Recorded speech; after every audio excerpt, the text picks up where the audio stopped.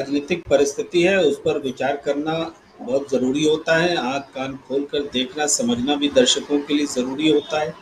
अभी महाराष्ट्र में नई सरकार आई है और आप बिहार में देख रहे हैं घटना शुरू हो चुकी है। बिहार में आज आपने खबर सुनी, हम सबने जाना कि आरसीपी जो कि जेडीयू के अध्यक्ष रहे, प्रदेश अध्यक्ष रहे, सॉरी राष्ट्रीय अध्यक्ष रहे, केंद्र में मंत्री हैं, राज्यसभा में भी थे। इस बार टिकट नहीं दिया जेडीयू ने।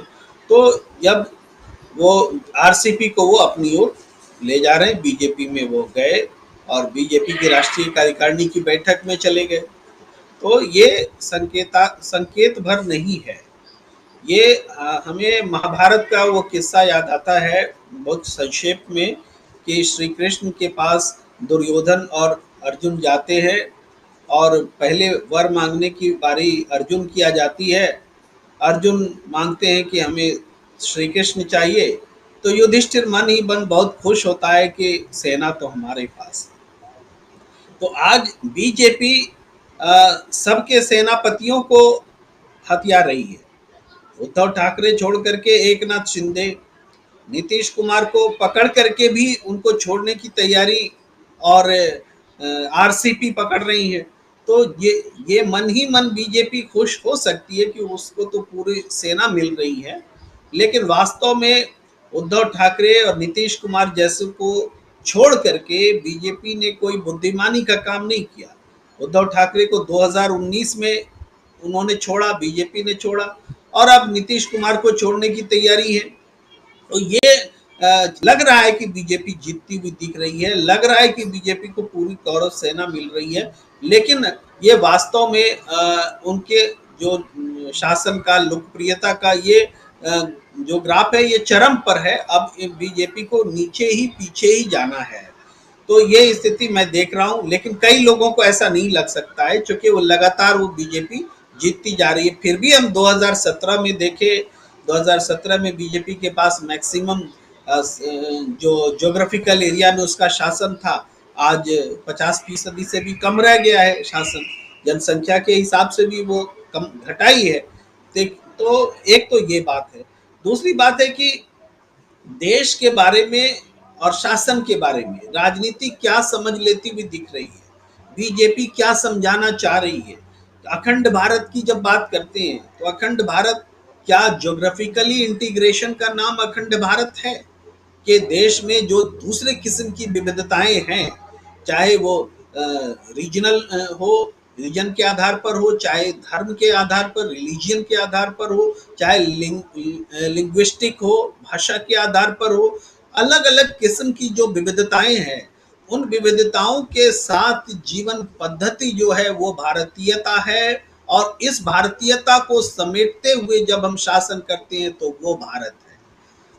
ये भारत, जब अखंड भारत की बात करते हैं तो इसका मतलब है कि हम धार्मिक मतभेदों को भूलने के लिए तैयार हैं, हम भाषाई मतभेदों को भूलने के लिए तैयार हैं। तो क्या वास्तव में उस अखंड भारत की बात की जाती है कि हम तमाम मतभेदों को भूल करके भारतीयता की बात करें? तो ऐसा है नहीं। ये सिर्फ स्लोगन में है कि हम ज्योग्राफिकली, अब हम जम्मू कश्मीर के बारे में अगर वैसी ही सोच होती तो जम्मू कश्मीर को 3 टुकड़ों में क्यों बांटा जाता? क्यों कश्मीर हमारा है लेकिन कश्मीर के लोग हमारे नहीं है?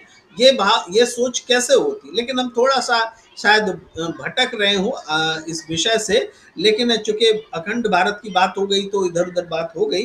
पर आज की राजनीति पर लौटे राजीव जी, तो देखिए जो महाभारत के जमाने की हमने बात की, आज भारत में जो कुछ हो रहा है, जो बीजेपी कर रही है, वो महाराष्ट्र और महाभारत मिलता जुलता है।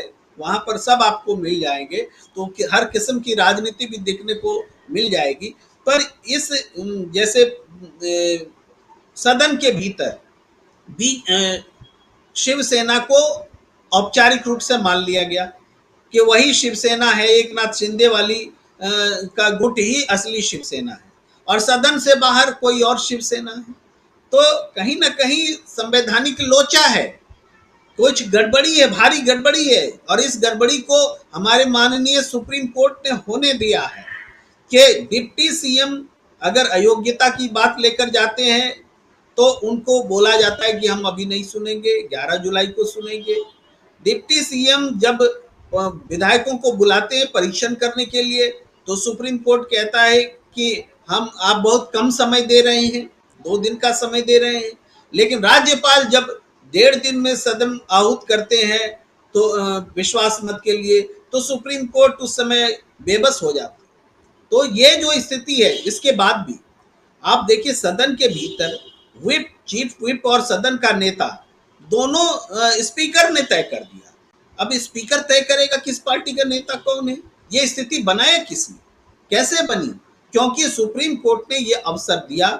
हमारे जो दल बदल विधेयक का है, कानून है, या अनुच्छेद जो 10 की बात होती है, अनुसूचित 10 की, इस दोनों की जो भावना है कि अनैतिकता को रोका जाए और लोग प्रतिबद्ध रहे पार्टी से, उस भावना को ये जाके सुप्रीम कोर्ट के चौखट पर ये भावना दम तोड़ रही है। सुप्रीम कोर्ट चुपचाप देख रहा है। तो ये एक स्थिति बनी हुई, हम तो बस आलोचना ही कर सकते हैं, फैसला तो हमें मानना पड़ेगा सुप्रीम कोर्ट का, और हम सब मान रहे हैं। और सरकार बदल रही है, गिर रही है, अनैतिक तरीके से गिर रही है, सुप्रीम कोर्ट की देख रेख में गिर रही है। और 11 तारीख को जब सुप्रीम कोर्ट सुनवाई करेगा तो जो हम पहले से कहते रहे थे, सुप्रीम कोर्ट क्या सुनवाई करेगा? क्या भूतलक्षी प्रभाव से सरकार को बहाल कर देगा? ऐसा क्या संभव है? यह संभव सुप्रीम कोर्ट के हिसाब से नहीं लगता, जो जिस हिसाब से प्रोसीजर आगे बढ़ा है। तो क्यों बढ़ने दिया गया है? ये एक ऐसा संकट पैदा हुआ है जिसमें कि हमारे चीफ जस्टिस ने जो कहा अमेरिका से, वो बहुत इंपॉर्टेंट बात कही कि यहाँ देश में सत्ता, हर पार्टी अपने हिसाब से सुप्रीम कोर्ट को एक्ट करते देखना चाहती है अपने हक में। लेकिन फिर ये सरलीकरण भी है, हर पार्टी चाहती है और ऐसा हो जाता है, ऐसा नहीं है। क्या विपक्ष जो चाहता है सुप्रीम कोर्ट कर देता है? क्या नहीं कर पाता। अब बोलना चाहिए था चीफ जस्टिस को कि यहाँ सत्ताधारी पार्टी चाहती है कि हमारे हिसाब से हो, तो वो बोलने से शायद उनका बायस्डनेस अफेक्ट हो जाता। उन्होंने कहा कि सारी पार्टियां चाहती है, सारी पार्टियां चाहती तो महाराष्ट्र में ये संकट नहीं होता। लेकिन फिर भी एक विषय तो उन्होंने जरूर उठाया जिस पर हम बोल रहे हैं, हम बोल पा रहे हैं। अगर रमना जी ने नहीं कहा होता तो इस विषय पर हम अभी कुछ नहीं बोल रहे होते। तो उनका एक तरह से आभार है कि उन्होंने ये मुद्दा उठाया। देश उद्वेलित है, आंदोलित है, वैचारिक रूप से भी, मानसिक रूप से भी, कि जो कुछ हो रहा है वो गलत हो रहा है। और खुद बीजेपी के भीतर भी किसी तरह का विद्रोह नहीं दिखता है, बगावत नहीं दिखता है, इसके बावजूद कि उसके सारे फैक्टर्स वहां मौजूद हैं। इस विषय पर बाद में अपनी बात थोड़ी विस्तार से रखना चाहेंगे।